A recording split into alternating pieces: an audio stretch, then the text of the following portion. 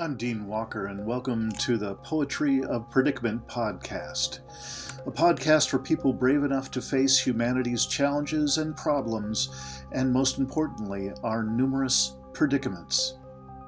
The Poetry of Predicament is a podcast meant to inspire us to bring forth grace, beauty, and connection with the web of life in the face of a predicament-laden world.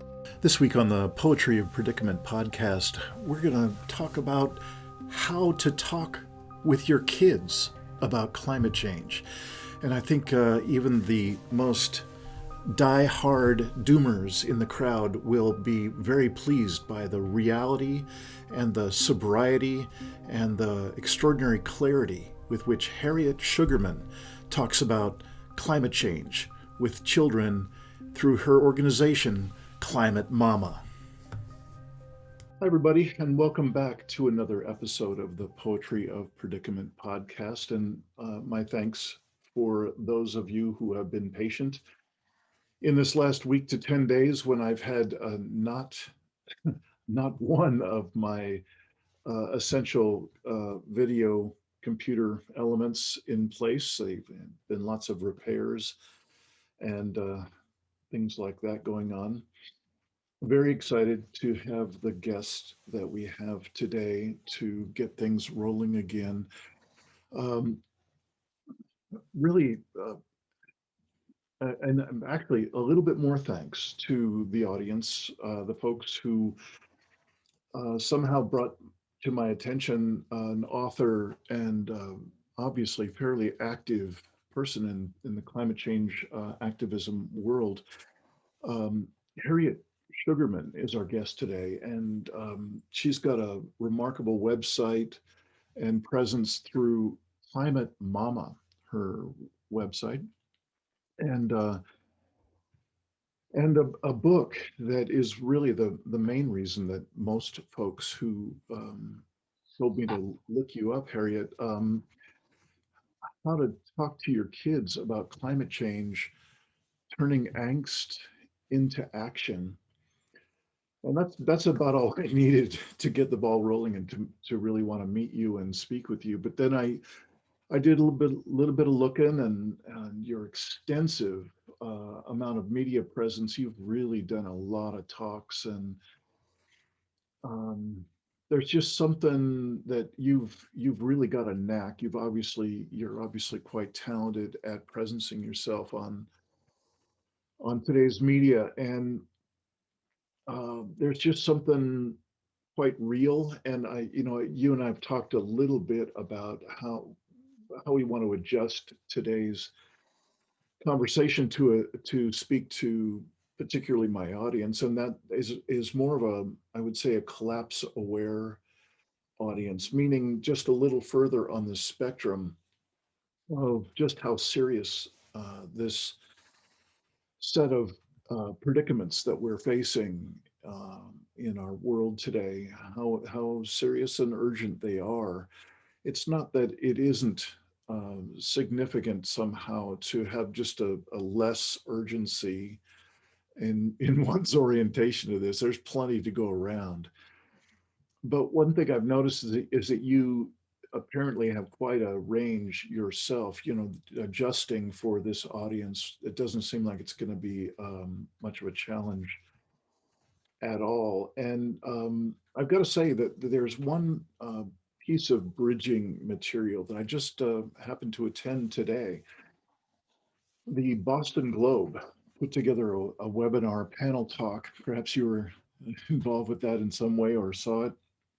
I was very impressed by that very trend that they were doing as well, which is they kind of posed questions to each other in the panel before they took questions from the audience. And in both sets of questions, I was really pleased with how much relative urgency, relative clarity, and really taking the gloves off of speaking in a bold way about what we're really facing. So I'm looking forward to hearing your perspective about all that. And I really just want to, for sure, acknowledge you and your again, your presence, you know, the focus of your book. I am not a parent myself, but I've done an awful lot of work in very intensive youth programs in the USA and the UK. And I really have a special place in my heart in terms of doing this collapse aware support work that I'm doing uh, for people who are providing um, this much needed support that you offer directly. I've got one element of that in mind called Take My Hand, conscious parenting in a time of stolen dreams. And that's a kind of a sister podcast to this one that's directly focused on this work.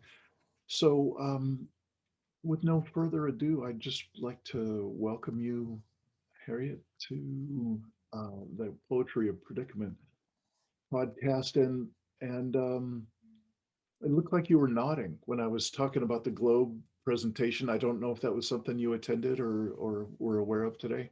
I was aware of it. Many people pointed out it. I think that the conversation of talking with our children of all ages, our grown-up ones too, as an uncle, as an aunt, as a parent, as a caregiver, is as a hot topic. Let's, Mhm. as we can use that in many different ways. But I'm so glad to see it. So there are a lot of those conversations happening and Yeah, being hosted, and a number. And people always pointed out, or have you been involved? Do you know about this? And so I did. I wasn't able to attend it, but mm, it looked like they had an awesome panel, a group of. yeah, Well, I spoke with one of. I did a panel with one of the folks yeah, previously. So I'm glad they hosted it and did it. I think it's important. yeah. Fine. If you don't mind, I'd like to just start off with what must be a fairly typical question for you, but I'm so curious. What crossed the line for you that had you get so engaged to write this book and create Climate Mama and these other elements, this body of work that you've created really, what tipped the scale that made you get so engaged? Yeah, thanks, um, Dean. And yeah, it's sort of a story that's taken a long arc. I began working on climate from a distance as a representative of an organization called the International Monetary Fund. Has a UN office. And in the early 90s, I joined them. One of the first things that we were doing at work in that office was to sit on a committee that was preparing the preparatory documents for the Earth Summit, the Brazil Summit, the first time that really heads of state in a real way came forward to say we're facing an emergency. Um, and yet, had we actually acted on that in 92, we would be in a completely different place. We did not act on it. We were, in fact, part of the documentation was even defining what sustainability meant. Never mind. But there was a recognition that we had entered this time of drastic change. But to me, and I think to many of the representatives that went to the Brazil or were at these meetings in New York around organizing the documentation, the climate crisis seemed over there, wherever over there was, but way far away. When in fact it wasn't, but we just didn't have the data. We didn't acknowledge what we should have at that point. So that was my first introduction. Then we followed through the office some of the UN bodies that were set up to monitor and to establish the protocols and the rules. How was the world community, going to follow what was happening along with the climate crisis, and still was far away for me. Fast forward some years, I had young children, um, and then and then I stopped working there, and I was working part time with them, and then I did a training in the first year of Al Gore's Climate Reality Project. So his film An Inconvenient Truth came out in 2006, and then he immediately said he needed to reach more people and set up this something called the Climate Project at that time, now the Climate Reality Project. So I was in I was in that first year of his training. And that was my aha moment. This is happening to us in the United States. It's happening to my family. Like, wake up. That really sort of hit me over the head. And as a parent, a parent of young children at the time, I was looking for resources on how to talk to my kids, how to understand what was happening, and I couldn't find any online, or very few. And so that was in 2007, and then by 2009, I had established Climate Mama, and we've gone the gamut of being trying to help raise up voices of parents on the front lines of fossil fuel extraction, being involved, in the on that side, to trying to create narratives and storytelling for parents to share with their children. To it's gone through many things over our now more than 10 years of existence. There's many more parent organizations. I'm working with, was on a call today actually and we can talk about it later if it sounds of interest to you, but with an organization I'm an advisor with called Our Kids Climate, and we are concerned parent groups from around the world. We're doing a campaign leading into the COP in Glasgow called Our Other Mother, that launched in the UK just in early March or mid-March. Anyway, so there's a lot more people shouldering that now. And then that 10 years of Climate Mama seemed like an opportune time to actually bring it together. So the timing for the book rose out of 2018, the rise of the youth movement. There were youth always since 1992. We had young people talking, demanding change and action at the United Nations then, but we weren't listening the same way that I think there's a broader community hearing youth voices now. And so that also brought to me parents and caregivers saying, what do I say when my child comes to me and says, you're burning down the world, where's my future? And so it really seemed like a moment where it was time to put it together in a book. So my book came out last spring. Beautiful. I'm curious if you could put into some kind of a nutshell, what's the track, or what are the tracks that are most common that you've ended up working in terms of age appropriate, content appropriate, reframing. There's a lot to be done in those areas, especially if a parent has no idea, just they're barely holding it themselves, and then how to adjust that for their own children. I'm curious if you could just give us a sense of some of the themes, some of the main ways in which you suggest parents adapt communication for their kids. Sure. Yeah. So broadly, we have this motto for Climate Mama that's sort of been guiding us, and it's a general, sentiments, I think, that we all, maybe have heard from our parents on other things. But whatever age your child is, we begin by telling the truth. If they ask for, they're asking us directly, whether they're very young or they have children of their own. So tell the truth. Actions speak louder than words. We show them through our actions, and that we worked through our fears and our griefs. So the last one, don't be afraid, but that's coming to terms once our eyes are open and we recognize really the urgency of the emergency that we're facing, that we find a way to come out the other side and show them that too. So broadly, that covers everyone. But then for specific, ages, I think those that are not yet in grade school, again, you can't hit them over the head with that. We can talk to them, in ways that help tell a story, without, they're too young to Mhm. hear, you know, boom, boom, boom, boom, boom. That's too much. You're not telling a preschooler something that you would tell a high schooler or a middle schooler, or but Right. even an elementary school kid, depending on the age, depending on the child.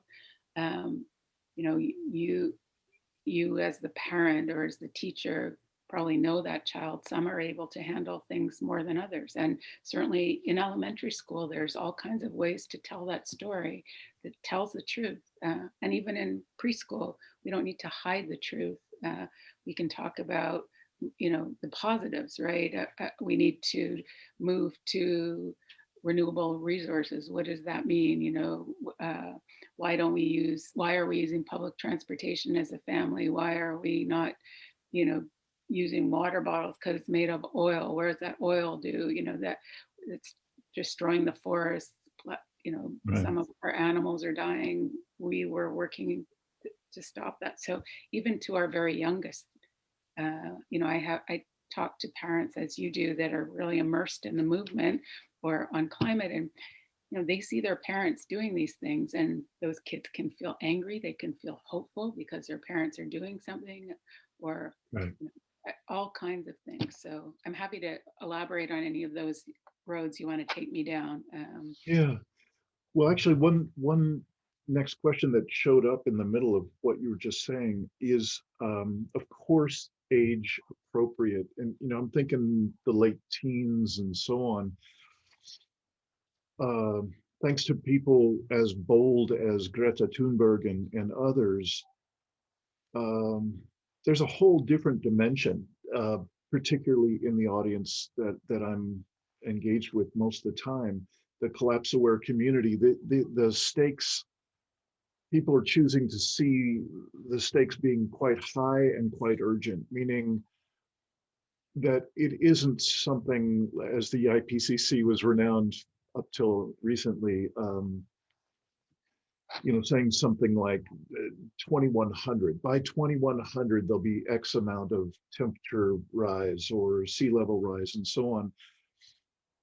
And the specific impacts were also vague for a long time. And they've really only seemed to be getting quite specific very recently, in the past year or so, I would actually say. And so when you've got an age appropriate audience of, let's just say, late teens, how much of the, what I would call that collapse aware conversation are you aware of that the parents are grappling with now, having to deal with, like, why should I go to college, mom? That kind of question, or um, what kind of a family should I look forward to having, and what kind of quality of life will I be having, we be having as I get to be your age, and that caliber of question and conversation. I'm curious if you're hearing that or encountering it yourself, and is that part of what you're seeing the conversation evolve into? Yeah, no, absolutely. I am seeing that. And I think, it's so interesting. There are very aware and very active young people. And I think you're right. Greta Thunberg has been a catalyst for that. But there's thousands of other young people just as Yes. articulate, just as knowledgeable, that are leaders in their own right in countries around the world. And she sort of opened that door for that, for us, for those young people to hear it, but then for us as adults to listen. And I think we're listening and hearing, whereas before we didn't absorb it. So I think there's a huge difference there. I think you're right. I think it was the IPCC report in 2018, the Yes. 1.5 report to policymakers, that actually woke up the world, or that made people stop, right? It was on the front page of all the newspapers, and then it goes off, but it actually has resonated. And I think, though, at the same time, the recognition that how serious and urgent this crisis is, there are so many more people that are carrying that burden, that are aware of that, that are awoke to that, so that we can share that with our children. It doesn't rest on their shoulders. And I think Mm. there are adults that do that too, that say, oh, kids are raising their, the kids are awake, the kids are, we'll leave it to them. They're inheriting the world. Well, as you know, as I know, Dean, this is our lifetime too. It's Mhm. not just 7 generations or even, you Yeah. know, a few. It's happening in our lifetime and our children's lifetime. So I think, being honest with them that we're sad about it, that we're concerned, that we're worried, that we see, we don't, we know this is happening, but we also hear from scientists. And I think, that is for me, what keeps me going to that while that we're, that swing door is slamming shut behind us in terms of opportunities, it's still open and we can slow things down. Yes, their future will be different. We need to figure out how to adapt, how to build resiliency, how to deal with extreme weather. We have to do all of those things. Mhm. Those are opportunities. Those are opportunities for our kids to be part of those solutions, for work and careers there. I mean, we can go to the far extreme, right? And life as we know it gets shut down, or we I believe we have the opportunity in a short window, but we have the opportunity with the knowledge we have, with the technology we have now, to slow down the crisis enough so that our kids can be part of us working through those solutions. Life will be harder, it will be different than it was. We lived it, or my generation sort of, we had this bubble of things weren't great. I mean, in many respects, from a social justice, from, on many ways, but from a climate perspective, the Mhm. stability of what I was born into doesn't exist for my children who are young adults now, never mind when they're my age. But, uh, but it doesn't have to be the end of the world. And I think many young people that are immersed in this knowledge have heard this 2030 reference, and Mhm. they think the world is going to end in 2030, right? We're already seeing the impacts of what 2030 is going to bring. So it's already started, but it's going to continue. So there are solutions. There are, whether you're an artist, whether you're a teacher, whether you're an engineer, as long as we look through it, from my perspective, through the lens of the climate emergency, how can we be part of that? I think that we have to open that to our children, that we're alive at this moment. How amazing Mhm. that we can be part of impacting the future of the human species in a way that doesn't have to be complete devastation, or even that we can slow things down. But we all have to be part of that. But we can't all take the same path.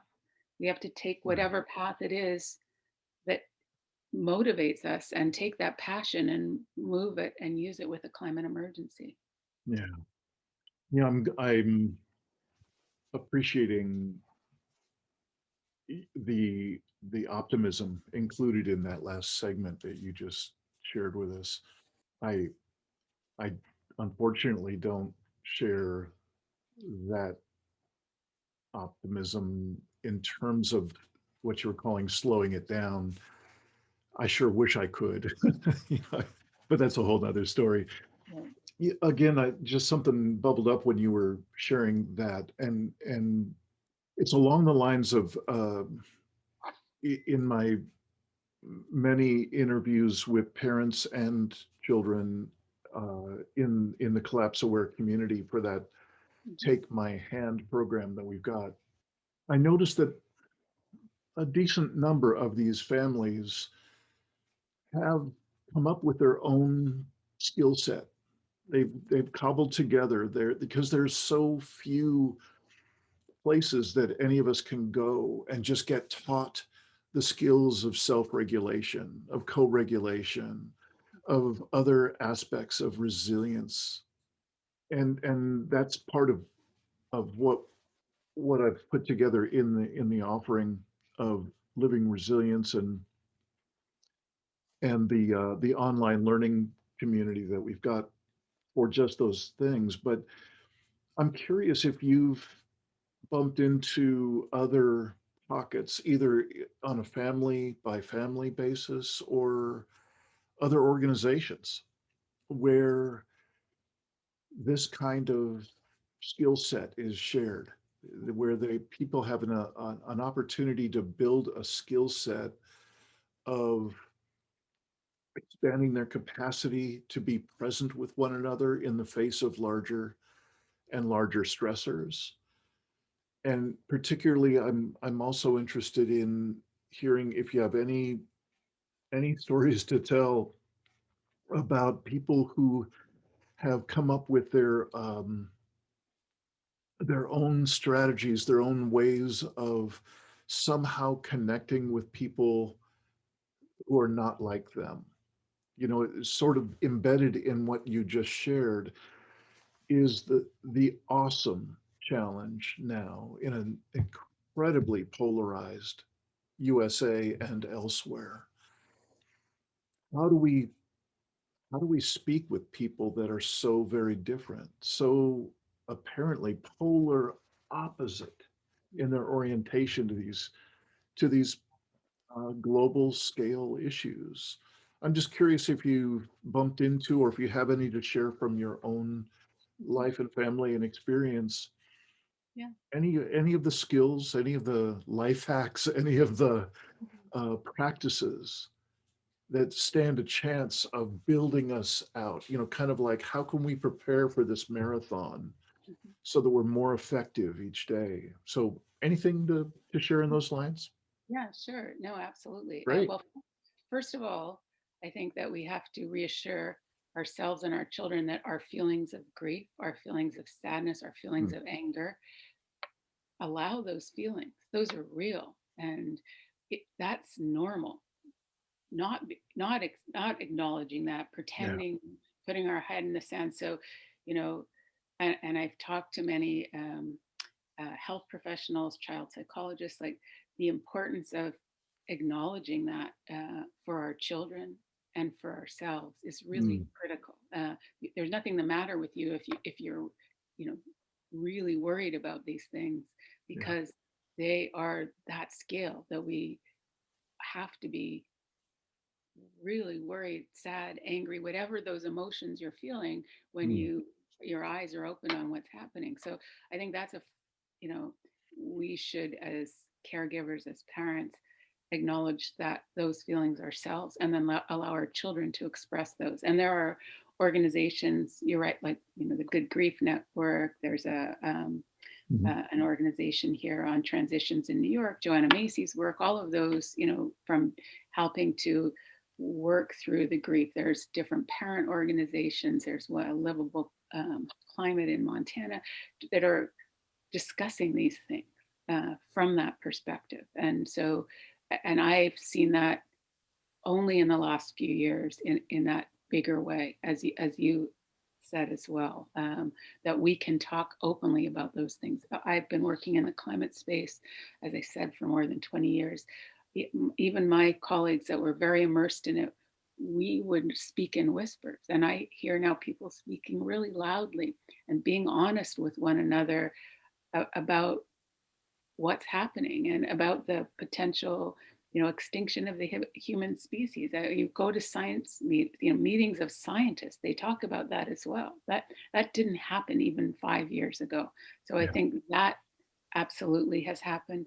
You know, just I don't know if it was this week or last week, very recently, you know, there's the Yale and George Mason Six Americas, which you're probably familiar with, where they, you know, divide this Mhm. population of the U.S. Along, you know, you and I would be on this extreme end, and then there's the deniers on the other end, and those are smaller groups, and then, you know, it moves into this. Canada also did a study recently. Similarly, they have something called the muddled middle. I like that name, and as a Canadian as well as an American, I decided I'm going to use it. But George Mason came out with a study very recently that and I think many other people are talking about this, but on climate and health, the impacts of wildfires and air quality, the impacts of, uh, pollution or from flooding, and the impacts of, at the allergy season on all of us. And those, as it relates to science, all of a sudden, actually, in this study, it wasn't just the extreme and the concern, which are those ones, on the one side, it was the moderate and the middle, the people in the middle, that really recognize the linkage between climate. And so, that to say that there, those kind of openings in our polarized partisan world that we live here, how do we find that common ground to have that conversation? A good one, or it seems to be one that people are open to, is on health. um, uh, Mm. and I was at another meeting recently, and it was interesting, the difference that was given between, using the example of heat waves versus flooding. I guess it depends on your locale as well too. And certain ones uh, allow you to open the door about climate in a way that doesn't everywhere. So there's a lot more um, studies that are being done that uh, actually are shown to like seem to be able to open some of those difficult conversations Mhm. in a way that, because we all need to be talking about it in a bigger way. Yeah. Yeah, I've been really in one of the most feisty extra side projects that I've taken on is to look uh, at what I call the impossible conversations of this world. Like how can we approach those impossible conversations, and what are some of the skill sets? What are some of the inner capacities and strengths that we can build out so that we're more competent to and have more capacity to face what can be at least spicy, if not downright conflict based. Yeah, I'm curious because it sounds like you are more aware of the uh, the training possibilities, the agencies or organizations that might offer parents or children or both some kind of preparation for being out in a very public way with this conversation, whether that's actually activism or if it's political conversations or if it's just being more present in a family or neighborhood conversation. I'm curious if you're aware of uh, any organizations that are built for that kind of um, training, that kind of expansion of capacity. Anybody come to mind? Yeah, I think, again, I guess it's where you're coming from and where you feel comfortable in that space, because I think there are many and many more than there were 2 years ago, certainly 5 years ago or 10 years ago. If activism is because it isn't for everyone. Everyone can't be, doesn't feel comfortable marching in the streets or locking themselves down, as we're seeing happening now in Minnesota. I have colleagues and friends that are, on this Line 3 project. I don't know if that's, on your radar, but to build this pipeline that a tar sands pipeline that comes through uh, um, indigenous land, through rivers. People are literally, um, locking themselves into pipes, etc. And we need that. We also need, we need it all. From my perspective, there are certainly people that would tell you that's all we need, and then we all should be up there. From my perspective, and we each come at it, and I think that however you're coming at it is the way you should do it. And um, but there are organizations there, the Extinction Rebellion folks. There's Extinction Rebellion families. Uh, there's Sunrise Kids.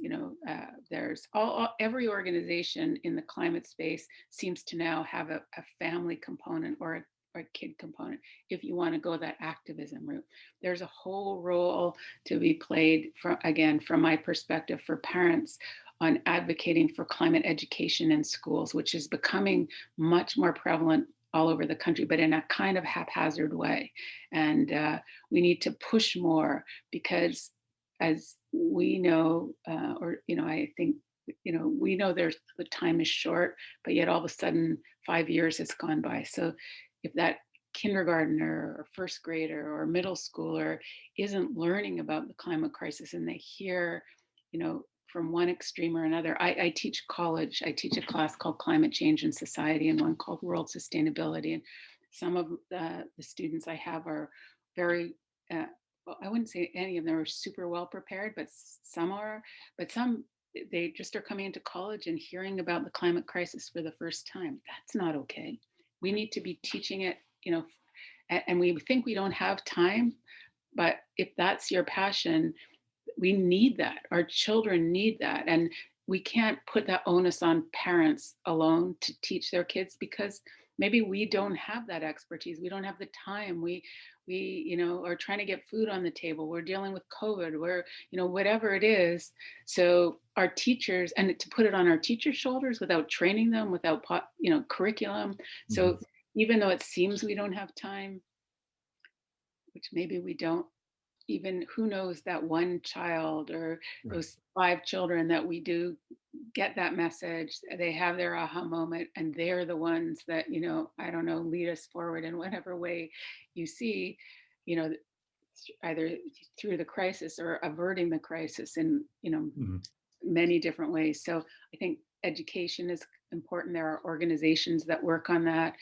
There are youth organizations, as I said, there are climate organizations nationally, internationally, local ones.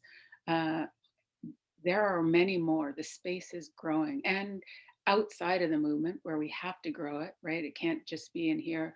The American Pediatrics Association is putting out papers on the harmful effects on climate, the epigenerational impacts of climate, from babies in the womb to uh, what next generations through air pollution. The impacts of those things are being recognized or reported on. We need to raise Mm. that up.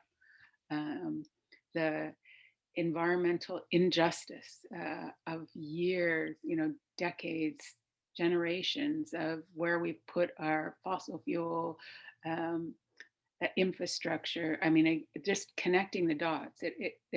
Those are all connected things. I teach Mm. the Sustainable Development Goals. The 17 goals of, you can't Right. cure poverty, or cure, you can't get rid of abject poverty, or Mhm. um, you know fix life underwater without fixing the climate crisis. Without they all come together. They're there for a reason. So and there are organizations within, some that pay lip service and some that really walk the walk. So Wow. I am really impressed by both the Boston Globe sponsored panel conversation that we, spoke about briefly at the very beginning of this thing, and just happened this morning.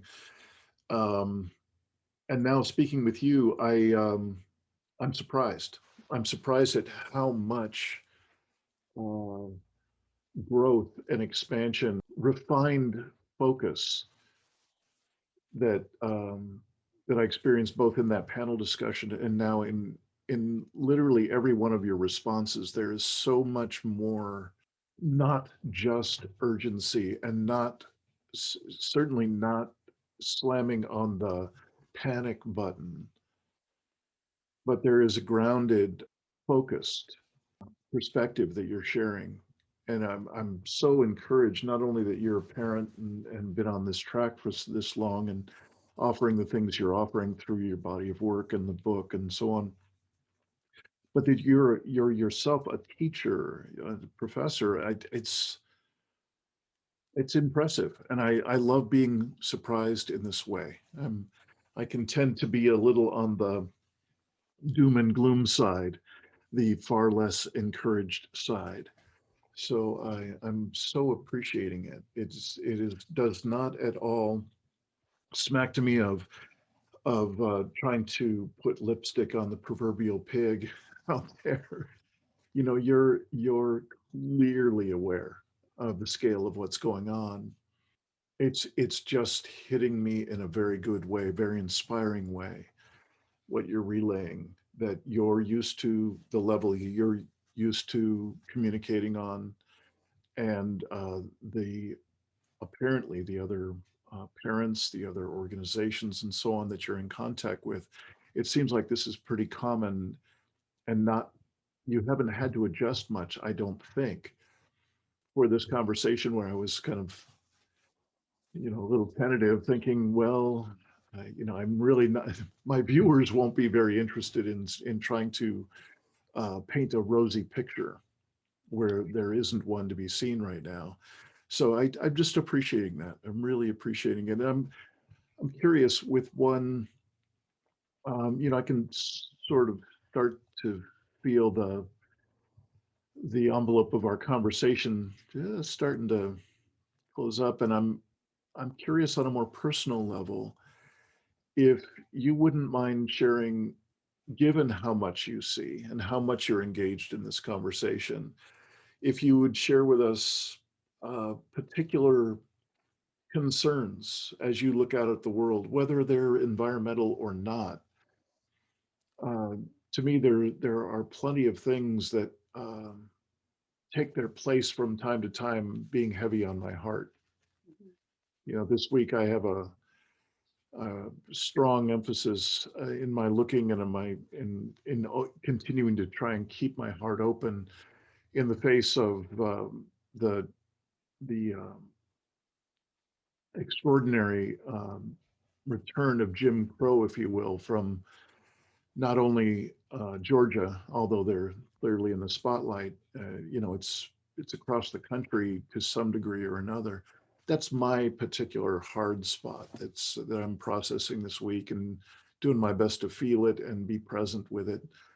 Um, so I'm wondering, it's a two-part question, and that's the first part. Is there something or some things that are a bit heavy on your heart these days that are a challenge for you to stay open to?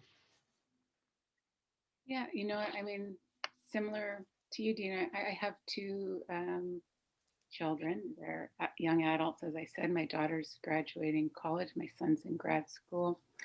Um, and I I'm saddened by what we've done.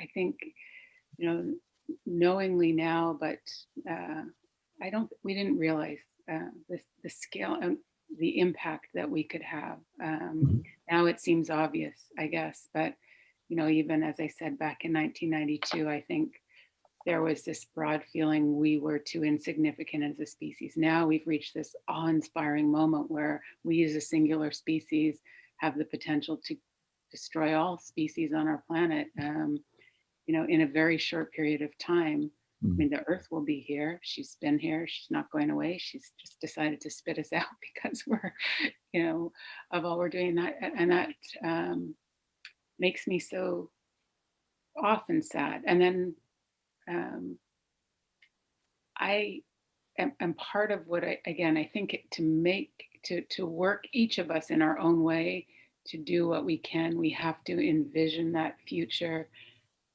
and see it, and then we can figure out how to get there. So I cry a lot. I want to, and there are certain people I can cry with and express those emotions and just be really sad. And then picking myself up, I see my children at my age.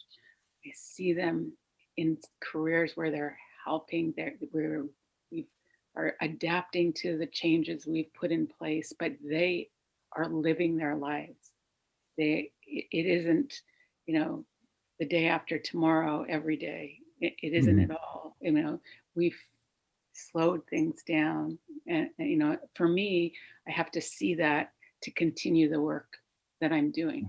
Otherwise, I wouldn't be able to do it. So, and I wouldn't be able to do it with, I hope, what comes across is the honesty that I believe we can still do something about this. Mhm. So I need to see that and believe it so that, when somebody says, oh, we set this target by 2050, I can say, that's crazy. What are you doing next year or the year after that? Because we need near term targets before we can, fine, set your goal there, but show me how you're going to get there. As you said, I'm Canadian, although I've lived more than half my life in the US. I came to the US, it was this, democracy at its finest. Well, democracy is so fragile and we're watching it get broken. And so Mm. actually taking time, those that are passionate about it, to fix that is fixing is dealing with the climate crisis. The awakening, that broadly across the US of the, you know, decades, centuries of injustice in this country Mhm. is part of the climate, dealing with the climate crisis too. And again, all that interconnectedness. So those are heavy things. Those are, you know, these are centuries in the making, and, we need to solve them all tomorrow. But so, and I know we're not going to do that. Yeah. But so all of those things weigh heavy with me. But honestly, I truly believe this. I feel there are so many more people conscious of this, and what was accomplished in turning things around in this last election in terms of getting out the vote. Even if you don't believe in the system, many young people feel it's failed them. We have to have our voices heard and have them counted. And we've seen how that makes a huge difference. And then Mm. we have to hold those folks to the fire, literally, to make those quick changes, or corporations, or, like the falling of the divestment movement that started, Yeah. that seemed like by a lot of young people with 350. Well, that's a real thing. Trillions of dollars are being divested from fossil fuels. Fossil fuels are a thing of the past. I mean, they're in their last gasp and holding on. But things have changed so much in the last 10 years. We built this big foundation, and then things can topple, right? We saw with, you know, um, marriage equality, with, things can happen quickly, Mm. but they're built on, a generation sometimes of foundation. So I hold on to that and to the amazing people that I meet. I'm so happy that we've met and I could learn of your work. And there are so many people in different pockets in different ways now addressing this, and it has to be that way. It can't be, this is this movement that's this small. It's got to be everyone. And as you said, we live in this very polarized country, but where, through love of our children, that I think is something that we can all, come together on. And it's their now as well, not just their future, and just really being open to that and being honest. um, I feel that we can have active hope. Hope in a vacuum is just that. Yeah. Hope that we can build on by our actions, by, you know instilling the urgency into the crisis that we're facing. I um, hold on to that. Yeah. Beautiful. Well, thank you. That was downright poetic. I mentioned that that's a part of a two-part question, and the other part of it is you get around. You clearly got your spidey sense out there. I'm curious if there's anything in addition to what you've just shared that is particularly inspiring you, that has surprised you in a very good way recently. And I that it really is on top of a number of things that you've just articulated beautifully.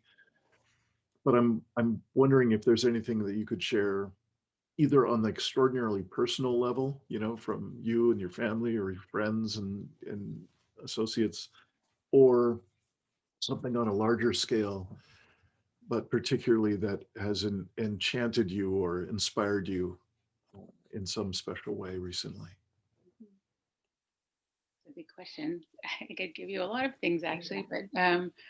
honestly, I and I know, we can't just put um, our faith in one group or one place, but I have to say that in the very first months of this new administration nationally, to infuse climate loudly and visibly across every department. Again, the government can only do so much, but to really do that, this week, there's an environmental justice advisory to the that will report, at the top level to bring those issues again permeating across every department. We have to work to make all those things grow, but that isn't, people have to see that, and let's see where it goes. But I find that inspiring and hopeful because it was promised, but it actually has happened in a few months. So really good people, many people that maybe that I know, they're there, and they don't just talk the talk, they walk it, and they were brought in to walk it and make things happen. So, Yes. again, we have to keep pushing, we have to go farther, um, on a very, you know it, deep in the dirt kind of level, like the fact that Mhm. the chairman of the Federal Regulatory Energy Commission, FERC, actually is talking about environmental justice, that they've already set up, an opportunity for people to come in, and there's an advisor, a open meeting for the public. Never happened before. Right. This organization that looks after making sure gas is going all over our country, and only did the climate the footprint of a pipe, not what went through it, all of a sudden is looking upstream downstream on the climate impacts. That's years in the pushing and making from people, activists that Mhm. have, there's a group called Beyond Extreme Energy. They've worked so hard to move that forward, but those are happening. So um, I think that's positive. I found some of my personal conversations that I've been able to have because of my book, in talking to very different audiences. Mhm. Uh, because of COVID, I traveled this way, and I got to go all over the country, where I wouldn't have been able to do that before. I was in Louisiana. They told me, the next people up was Rush Limbaugh, on that radio station.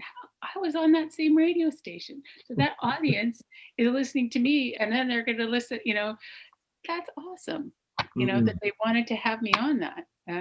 My book is up for a bunch of awards. Now, I think I wrote a nice book, but I have to say, I think it's about the topic. That means it's a timely topic. Um, in the family and parenting categories. Wow, that they're finding a book about climate, or choosing that as one of their finalists. That's awesome. So those are, is it enough time that these things are opening up now? Who knows, maybe not, but I choose to look at it from the perspective that we've this floodgate is open now, and in a good way, because Yeah. we're going to deal with the floods in a way we weren't before. Mm. Um, Harriet Sugarman, it's just been a delight to speak with you today, and for all the reasons I've already mentioned.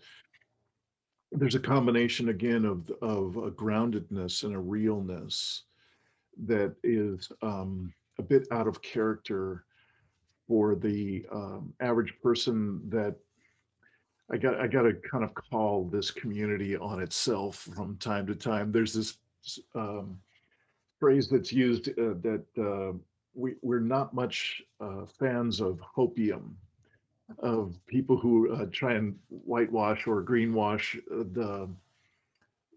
the current state of affairs in the world. And there's just something precious about the amount of realness that you obviously carry with you in each of your conversations and in your book and so on. It is a welcome relief to not have to grapple with or try and work around some sort of um, candy coated version of what we're facing.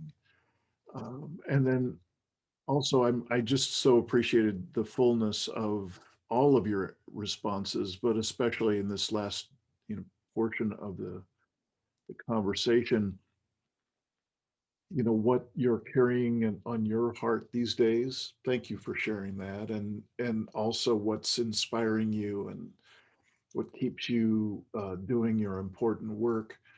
I also appreciate you sharing that. It's a different kind of co-regulation when we get to hear someone like yourself who's fully aware what's going on out there, and yet doing the delicate but profoundly difficult work of bringing those raw facts to perhaps our most precious audience of all. And so I really appreciate what you're doing, and it's really been a delightful surprise to first, have some people say you should talk to her. You should. And yeah, I should talk with you, and it's good to have talked with you. I've learned a lot, and so appreciate what you're bringing to this important conversation. I hope you pick up a few of those awards. Thanks. Thanks, Dean. I hope so too. I think it helps us all. But thank you, and thank you for your work, and thank you for your audience for keeping it real, because we can't whitewash it or greenwash it or whatever we want to call it. We Yeah. are facing we're at the cliff. So let's try to not take that step or be pushed over it. Yeah. So thank you for your work. And Hmm. it's been a pleasure speaking with you. Hmm. Thanks for watching another episode of the Poetry of Predicament podcast, produced by Dean Walker and the Living Resilience Alliance, www.livingresilience.net. Music today from Michael Hedges, as always, and also Port Blue Into the Sea. Also available on our website, www.livingresilience.net, is a wide array of articles, online learning series, arranging group and individual resilience coaching, and sign up for our every other Tuesday free support group that we call Safe Circle Calls.